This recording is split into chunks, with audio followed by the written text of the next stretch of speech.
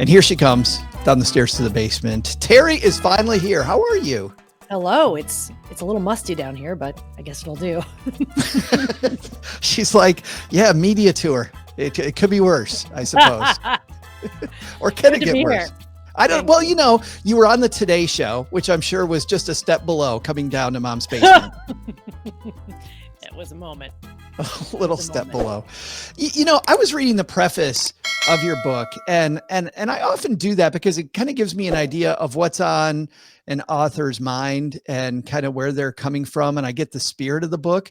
And I got this feeling, you didn't write these words, Terri, but I got this feeling that kind of like me and like a lot of people that are in our stacker community, you might be a little bit of an overthinker. Like in college and feeling like there's all this pressure on you to do well out of college. Would you say that's true? Oh yeah. I'm also, if for people who are into this, I'm firstborn. So I've got like all the anxieties, the expectation of being the number one, the best, the A student, also was raised Catholic. I've got everything, all of that laying right here. Yeah. On my shoulders. And it does us some good, but it also weighs us down. So you begin in the preface, this story of you feel all of this angst, existential angst out of college, and you're really not sure. And you're in the car and you're breaking down with your dad, and your dad's telling you it's going to be okay. Like you'll figure it out. And I think it's your mom who gave you some really good advice. She did. Well, she tried to keep giving it to me. And I kept being like, Mom, you don't understand, because, I was 21 and I didn't know anything, but I figured neither did she. And, she kept saying, I think because I was temping and I didn't belong anywhere yet. And I didn't know where I belonged. And I feel like I'd hit the end of the road right out of college. I was like, well, that was it. That was fun. I don't know what I'm supposed to do now. And she said, please take a job, take any job. And because I kept seeing jobs come up and I would go, no, I can't do that. Cause and I said, Mom, it's for like a media buyer. And she said, yeah. And I said, well, I don't know what that is. And if I take the job as a media buyer, I'll always be a media buyer. And she's like, no, that's not how it works. She's like, you just take a job and you figure it out as you go. She said, you don't figure out your life first and then live it. You will learn it by living it. Also, please get a job. So. Do you espouse that? Do you espouse that advice? Do you think Mom was right? Changed my life. She gave me life and then she changed my life. Of course, she was the one who's wise. I give a lot of credit to all this thinking to her because she realized she was dealing with a very neurotic, fixed mindset kid who just thought, and she's like, well, you want to be a writer? I said, the world has enough writers. They don't need any more writers. That no one would want me. I have no experience. She's like, you've never had a job. That's why. Get a damn job. So she was right there. She was right. I got a job as an executive assistant at a management consulting firm. I knew nothing about any of it, but the point was have a place to get up and shower and go there and have people expecting you to be there. And that job it's not that job was like a blow you away job, but it got the wheels turning. It got me moving. Yeah, man. I feel like, and as I was reading this, I strongly looked back on my own life. And I think that some of those crappy jobs I had early on, I built radiation walls for a cyclotron, and just some of these rotten jobs really help you kind of see the world through a bunch of different lenses. Imagine if you didn't have any of those jobs. I had lots of weird jobs too. I did a lot of side hustling before that was even a word. And we learned what it meant. Listen, I'd like to say I was one of the first people to introduce Febreze to the world. I was a promotional model, stood in CVS with a couple bottles of Febreze and some smoke-treated fabrics, and would say to people as they came in, hey, smell this, now smell this. What is that? Well, it's Febreze. And I learned what happened. Well, see, it lifts out all of I was doing in-person commercials for Febreze when no one knew what that was.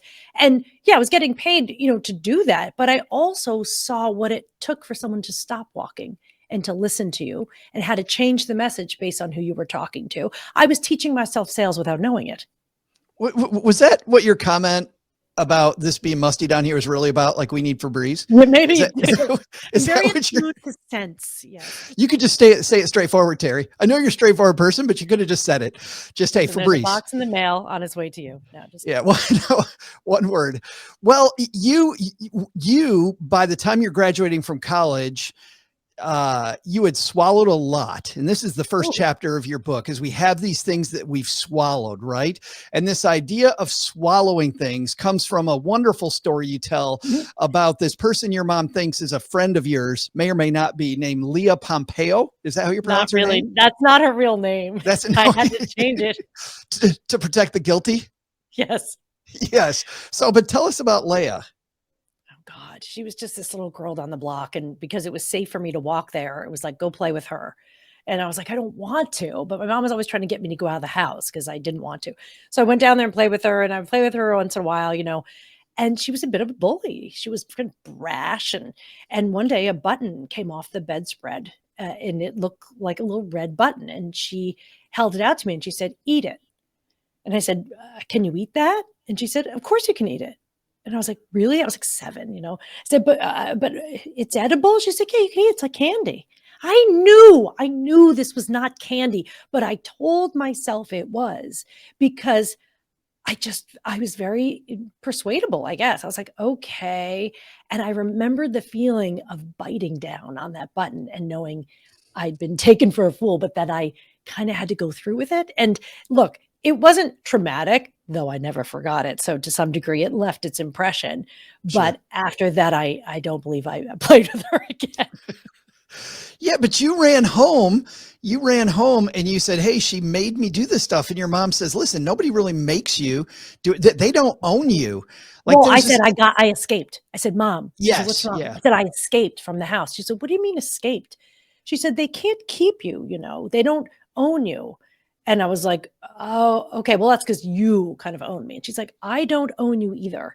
And that was a really critical moment of understanding what it means to be self-possessed. She's like, "I'm your mother, but I do not own you. You do not belong to me." And I thought that was obviously, this is many years ago. I remember that. And so I thought, I thought being owned by someone meant I was safe. Thanks, patriarchy. Like that's what we learned from that. Yeah. You Yeah. don't have to be owned to be safe. I'm not a serf, you know?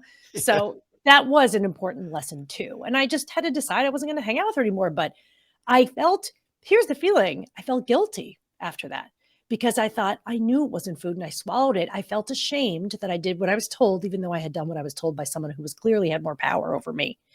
And then obviously I've thought about it a lot when writing the book because I wrote about that story and I thought to myself, why am I writing that story? Well, what other times have I felt that way and realized, oh my God, isn't that a lot of what happens when you grow up? Well, a woman who's Catholic for one, but a person, that there's lots of things that we swallow about our culture that we might not realize we have and we've metabolized it. So it seems like part of us. Well, you say not even your culture. I mean, you talk about a romantic relationship that somebody else wanted more than you did. I think about a relative of mine who, man, we convinced him, Terry, to have this girlfriend, and it turned out this was the worst relationship. And then we couldn't go back to him and tell him we were wrong. And then I remember later on him saying, "Why didn't you tell me earlier? Like, why didn't you help me get out of this?" But somebody else clearly wanted it more than he did. And then he stuck with it because he thought that everybody else, hey, this is what I'm supposed to be doing, right? That's the worst reason to be in a relationship is I know. because you think someone else thinks you should be in it. Ugh. Yes. No, you talk about an industry, a job, a major, a marriage, a whole house, an apartment, a product you don't want, need, or enjoy. Like, we're swallowing stuff all the time that we really haven't considered. And some of it, it's just a wash and we don't consider it. But but the real challenge is, how are some of the things we swallowed affecting decisions that we realize that we don't have to be, indebted to these things. Like part of it is, and I hear this from a lot of people since I've been talking about this stuff with a lot of people, they say, well, I don't want to disappoint someone. I don't want to fall below expectations. And it's like, if you do what you want with your life, you're going to disappoint some people. If you're not okay with that, then you should be okay then with not living your own life. Period. The end. Well, and that's the hard part for all of us, right? I think we kind of crave that acceptance. But there's other ways to be accepted and loved than to meet others' expectations. As someone else pointed out to me recently, meeting someone's expectations means they're satisfied. It's not even blowing someone away when you meet their expectations. It's not enough of a reward to plague us the way it does. Your take from there, from the stuff that we've swallowed, the first thing I think then is, okay, well then I gotta, if these are what I would think are comfort zone decisions, So I have to get out of my comfort zone. And so after you tell me I've swallowed the stuff I shouldn't have swallowed, then you go, no. This comfort zone thinking, this is also not correct. Yeah, this is the thing that people get like, whoa, wait, what now? Huh? Like, everyone's telling me to be uncomfortable. It's like, guess what? You were born uncomfortable. You were born wet, naked, and screaming your head off. And it was not comfortable from day one. So the idea that we should be continually seeking to get outside of our comfort zones presumes that we're just sort of comfy all the time. And we're not. I look at it just differently. I guess, of course, we're all going to be uncomfortable. Of course, we can't avoid discomfort, but discomfort is not the goal. Everyone's comfort zone looks different. My goal is for me personally, is to continue to expand the comfort zone so I can fit more things in it, not keep leaving so I can be out shivering outside looking for the keys. To me, that's not the goal. For instance, a guy said, well, I think I like being uncomfortable because I like ice baths. And, I like it even better than my sauna. And I was like, okay, why do you like an ice bath? And he said, well, because it makes me feel sharper, it gives me energy, and the shower feels so good after. I said, okay, the ice bath is a way of enhancing your own comfort zone. There's nothing wrong with that, but no one likes being cold like that, And I said, if you did that ice bath and afterwards were cranky, miserable, gained weight, and couldn't sleep well, you probably stopped doing the ice bath. Shouldn't do it. Right. Right. Expanding the comfort zone, I found, was this huge aha for me because of exactly what you said, that so many people are talking about, hey, get out of your comfort zone, get out of your comfort zone. And you talk about expanding your comfort zone. I want to ask you specifically about your comfort zone, because you do a bunch of stuff that would make a bunch of people uncomfortable. And by the way, sure. I'm going to play. Well, I didn't mean that the way it sounded. That sounded bad, didn't it? Terri, you make people uncomfortable all the time. I don't know if anybody's told you that. No, but you did a very famous TED Talk on this very topic that we're talking about, which is changing the game and unfollowing your passion. I want people to hear, especially, I'm going to play the first minute of you on stage in Kansas City. But I also want people to hear, because you breathe into the microphone at the start, and it does not sound like you're comfortable. So I want people to pay particular attention to this first breath. But hold on. This is Terri with 7 million people have seen this. So you may have seen this, but this is Terri on stage talking about searching for your passion and to stop doing it.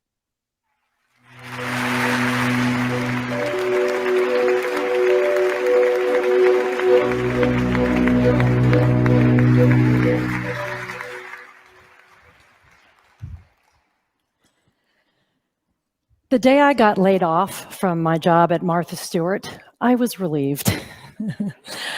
I loved the job, I really did. But the relationship was over, and I didn't know how to end it. And then it broke up with me. Did you love when that happened? At the time, I'd been also hosting a radio show for the Martha Stewart brand on SiriusXM. And then not long after, that got canceled too. On the day of my last show, I got onto the elevator at the 36th floor, and as it started to drop, I started to cry. Now I'm going to leave it there, and people will link to it in the show notes and people can hear the rest. But it clearly doesn't sound like you're in your comfort zone at the beginning. I heard that. Oh my God, no. No, I was so excited and nervous. Realized I didn't have a prompter. I didn't use slides. I had that thing memorized word for word, and I knew it, but I also knew that I was like, this is a big moment. Like, you cannot mess this up. You know what I mean? So I was definitely out of my comfort zone, but realized I also was already a public speaker and wanted to do more public speaking. And I knew the stakes were incredibly high.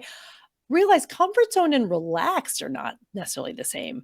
I was 1,000% adrenaline at that moment, and it was exciting. And when I walked off the stage, I felt really amazing. And I was like, wow, even if no one else sees that, what an experience. Well, and almost like the ice bath, not to cut you off, but like the guy's ice bath story. Exactly. You're not thinking about that first moment. You're thinking about, hey, I'm going to do a TED Talk, and that's pretty badass. It's badass. That week, which you wouldn't know this, no one knows this, 2 days before, I had just taken a stand-up comedy class, my first, and we had just had our first show, which we do at an actual comedy club, at Gotham Comedy Club. I had done my very first 5-minute stand-up set 2 days prior, and I had to have that memorized too. The same week of my first stand-up was the TED Talk. It was a very stressful week, but I knew both those things were things I wanted to be more comfortable doing. And so I could stomach the discomfort because I prepared, I made sure I had enough sleep, did all the things to take care of myself. And then after that, I knew I could do more of those things. And I did. Went on to do comedy for a couple of years. And also went in that TED Talk, obviously was a huge push behind my speaking career. I got invited to do talks. I still am. So I did it because I knew I wanted to be better up there. But it doesn't mean I'm like, chill, man, totally easygoing, because that is not me either. My comfort zone is a little bit on the thrill side, knowing I can take a nap later. Well, and what's interesting, and I want to go to the heart of the TED Talk. You're crying in the elevator on the way down. You, I think, then retreat to this apartment that you had that you say was your comfort zone, right? I mean, you retreated to this place where you felt very comfortable so that you could regroup. I mean, crying on the elevator is horrible, but when you've got this place that you love that's comfortable, like seeking that out, I find as I'm reading your book is a super important thing.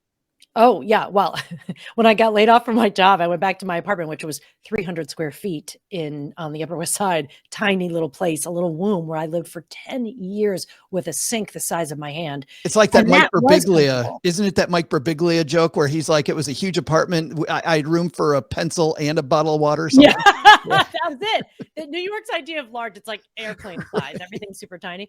But I was there for 10 years. I was very comfortable. But here's your point. One day I was like, okay, it's enough. It's time for a bigger apartment. And it wasn't that I was like leaving my comfort zone. This new apartment cost a lot more, but I said, I want to find more room to be comfortable in. And I got a bigger place. So we're forever rejiggering what that comfort zone even is. And for some people, it is thrill. Some people love to go camping. Their comfort zone is, I love to wake up in the woods. No, not my comfort zone necessarily. And cut. Yeah, but that's not, hey, you should be tough like me and live in the woods and sleep out under the stars. No, that's your comfort zone. Mine is mine. So it's a difference. I got new flannel sheets. That is my new comfort jam. But yes, I think we can define it for ourselves. And by the way, you have points when it comes to your comfort zone. You say define it first. Second, be unapologetic about it. Oh yeah, no, I'm not apologetic. This comes with age too. We defend a lot less as we get older. We're like, yep, this is what I'm doing now. Yeah, I don't care if you like the sweater or not. I'm wearing it, right? Right. Process in the comfort zone. Yes. When you go to do something like something scary. And for me, those two things and being out in front of people took a lot of energy and was a very rattling experience. Make sure that when you do something that is uncomfortable for you, that you have a place to return to so that you can sort of regroup. I need like 8 hours of alone time to every 1 hour with another human. Oh, me too. I have that ratio, right? So do you. So we need to recharge. So you just make sure you're doing that too. Next is lean into what you're good at. Clearly, public speaking in your wheelhouse. Yeah, I wasn't trying to prove that I could do something I hated. Prevent hunger, nausea, and exhaustion. I come armed with every prescription you need. I have a surgery grade anti-nausea pill with me at every moment in case it strikes. I can't imagine. And then last, make your zone invite only. I really like this one. I am really picky. Excuse me.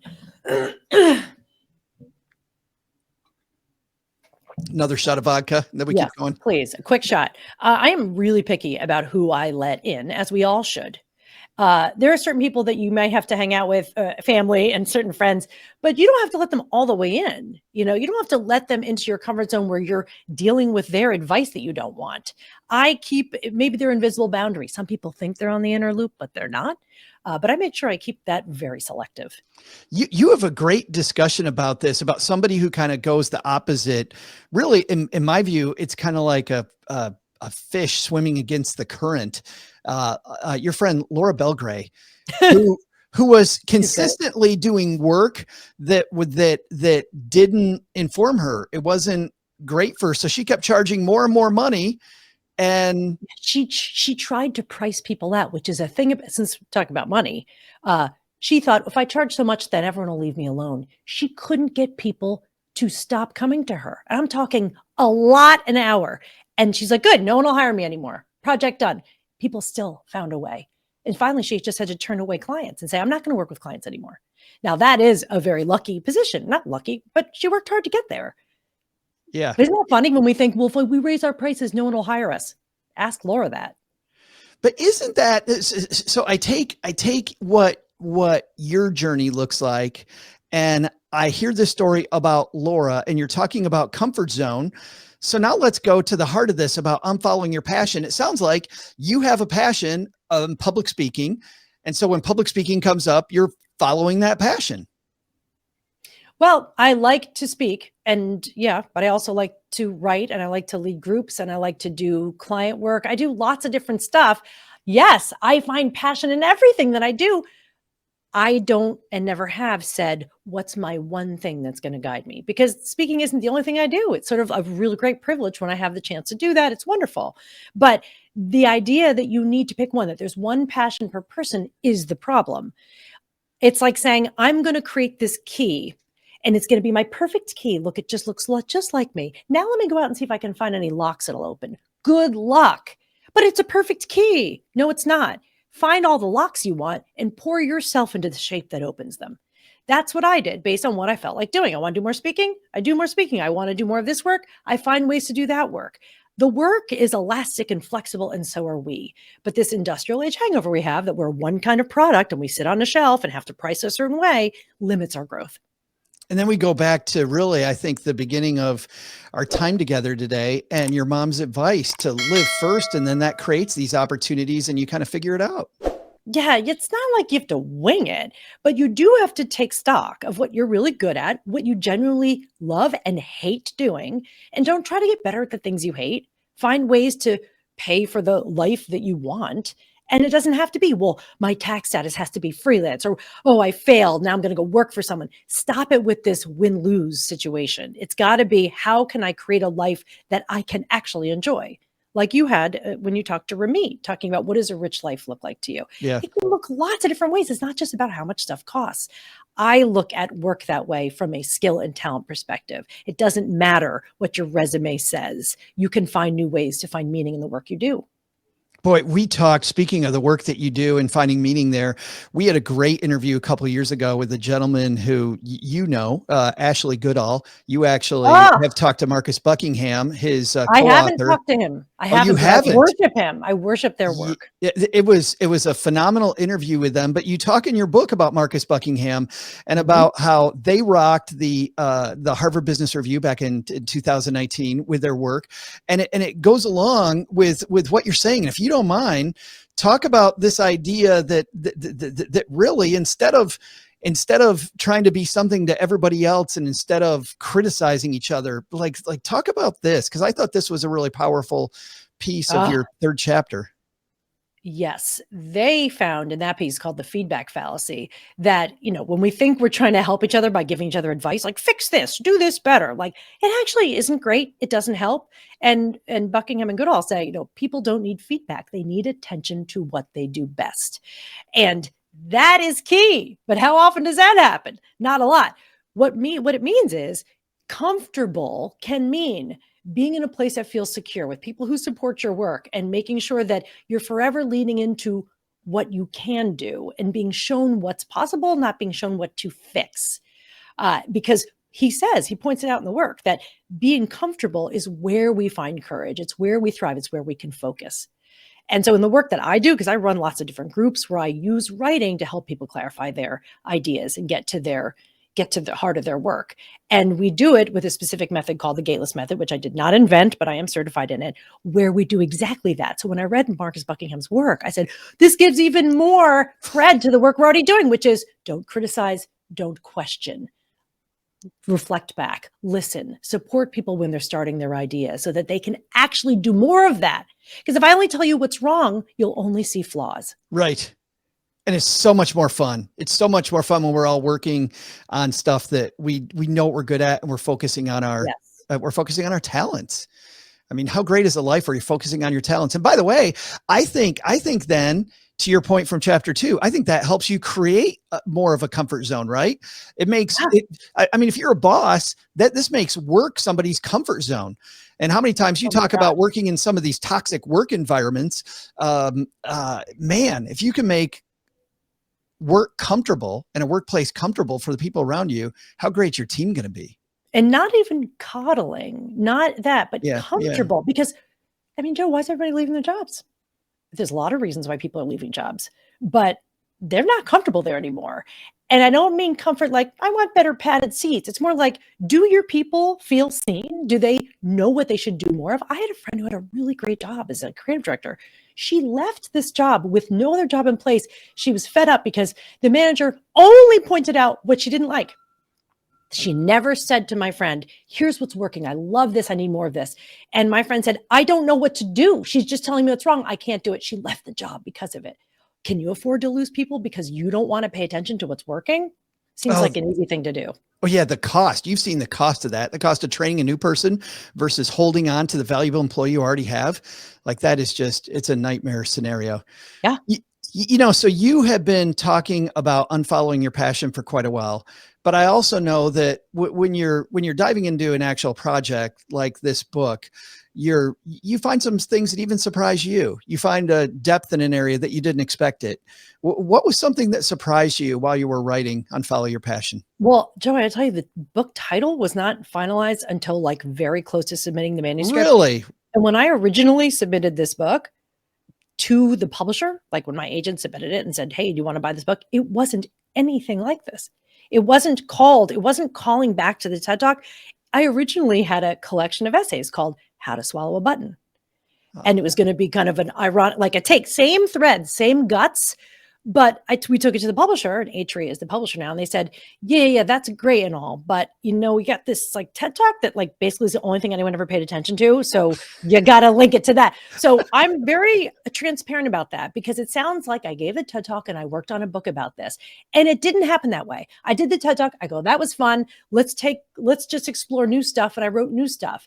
Then when it was time to submit the manuscript to the publisher, I was like, how do we connect these ideas? And when I looked at the work, I realized it was connected. So the discovery for me was that what I started in 2015 had evolved, but I didn't know that until I was writing it. And I say this to you because I think we tend to think you have to know what you're going to write about and then write it. And I discovered it as I wrote and refined the book.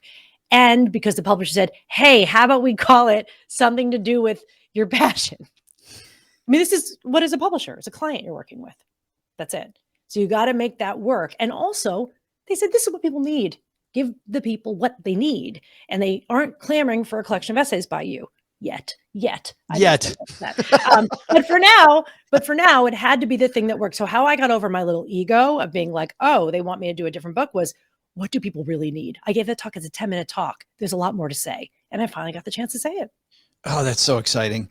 And I love the learning process that I can just hear in your voice as you're working on the project. It's called Unfollow Your Passion. I'm assuming it's available everywhere. Everywhere. Yes, indeed. Yes. Or at unfollowyourpassion.com. I'm no dummy about that domain real quick. Wow. I'm surprised. How did you, that's an esoteric name for a domain. Unfollowyourpassion.com. Well, try spelling Trespicio. Most people have no idea. So I was like, let's just get real words that people can spell. Yeah, no, between your last name and mine, I don't know. I know. You always know who a telemarketer is though, don't you, Terri? Oh, yes. Every time they're like, Terri, oh boy. Yeah. Hey, and by the way, well, we've got you covered if you're walking the dog or you're on your commute. For those of you that still commute, we'll have a link to Unfollow Your Passion on our show notes page at stackingbenjamins.com and in the 201, stackingbenjamins.com/201. Okay. Last question. Is it the ambush? Are you about to ambush me now? Well, I thought I was, but you already brought it up. I was going to ask you because as I was doing research, I saw you on stage doing comedy. And I was like, talk about outside of your comfort zone. But clearly, once again, you like and you want to be a good public speaker. And comedy, I know, is so hard. I wanted you to tell me about that experience because I got to imagine getting on stage to do 5 minutes as a beginning comedian is horrifying. It is, but realize for most people who try out comedy, they're in their 20s. They haven't learned maybe to be on stage or to write or do any of those things yet. By the time I stepped onto the Gotham Comedy Club stage, I had already been a speaker. I'd already been a writer. I had to learn how to apply those skills here. And there's a real metric to it. Laughs every 20 seconds. You have 5 minutes. Do the math. Write them to make sure you hit. Memorize it. Be able to do it over and over and over again. So it's kind of like. So wait a minute. So this is as much, even though you're performing stand-up, being a comedian, what you're saying is far more about writing behind the scenes than it is that. 1,000%. 1,000%. Even if you write it in your head and you say, I don't write, you're writing. And actually I studied with a comedian. I wrote about Jim David, and he said, do you think you need a special personality to be a comic? You need to learn how to write a joke. Set it up, knock it down, learn how to do that. And that means that anyone can learn to be a stand-up comic. Are you willing to hang in there to learn that skill long enough? You could also learn to rewire your house if you want. It's just another skill. And so that helped me realize, okay, I don't have to pretend I'm being some other celebrity. Not at all. And it really did up my game on stage, because when you faced a crowd of people at night who don't care about your resume, don't care about you at all, and you make them laugh a few times, speaking for 40 minutes in front of a corporate crowd at 8 a.m., easy, easy, easy. They'll laugh at anything. My God, they're so thrilled if you give them one laugh in 40 minutes. I think I'm just going to cut it there. I was going to say something else, but that's a beautiful last sentence. That is awesome. Thank you so much. Thank you, Joe. This was a real pleasure. I really appreciate it.